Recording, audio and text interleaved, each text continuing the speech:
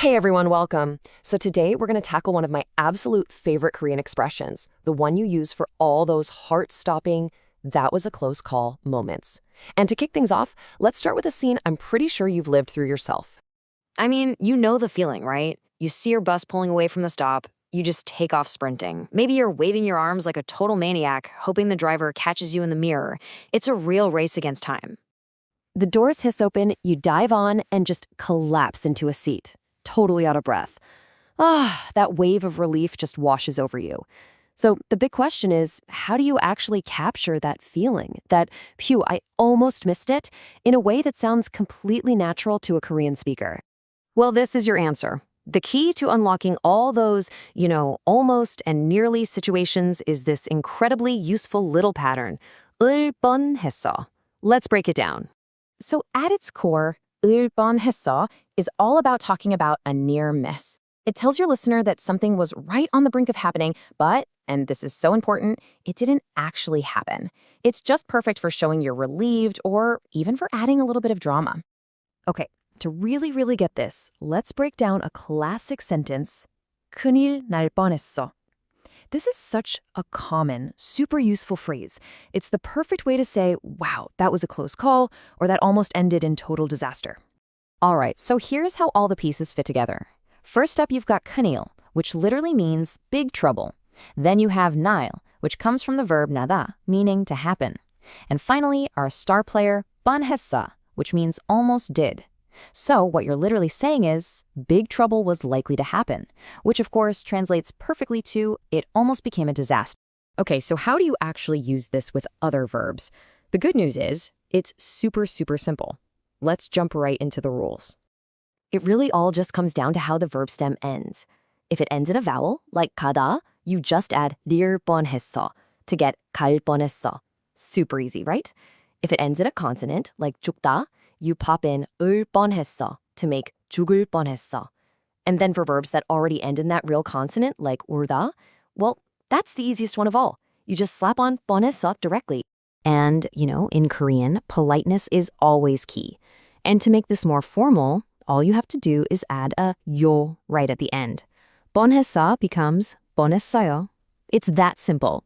You can switch from talking to your friends to your boss with just one little syllable. Okay, so we've gone over the grammar, but to really master this, you gotta understand the feeling, the whole vibe behind it. It's not just about what the words mean, it's about how you feel when you say them. Okay, listen up, because this is the absolute #1 rule you can't forget. When you use 뻔했어, you are stating with 100% certainty that the thing did not happen. You almost fell, but you didn't. You were almost late, but you weren't. It's that exact feeling of wiping your brow and going, safe. You know what else this pattern is perfect for? A little bit of dramatic exaggeration. If something was just hilarious, you don't say, oh, that was funny. No, you say, 웃겨서 죽을 뻔했어. I almost died from laughing. See how much more life and emotion that adds to it? Yeah, think of it as your inner K-drama moment. All right, you've seen the rules, you've felt the nuance, now it's your turn. Let's put that knowledge to the test with a couple of quick drills. Okay, picture this. You're in a movie theater. The music is swelling, the main character is making some big, noble sacrifice. You feel the tears coming, but you manage to hold them back. So, the verb for to cry is 울다.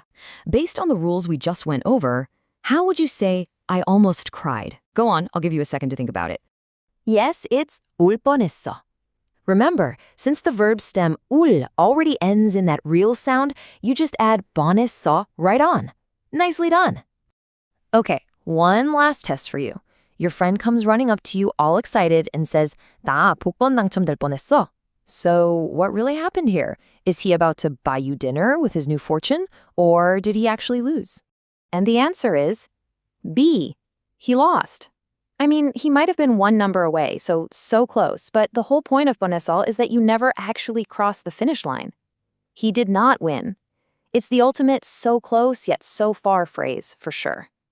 Okay, to wrap things up, let's go over some of the most common, most useful phrases with this pattern that you can start using like today.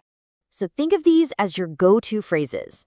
죽을 뻔했어, that's for when you're exaggerating how tired or scared or even how funny something was. 넘어질 뻔했어 is for that little stumble on the sidewalk. 늦을 뻔했어 for almost being late. And 놓칠 뻔했어. Well, that brings us right back to that bus we almost missed. If you memorize these, you'll pretty much have a phrase for any close call you can think of.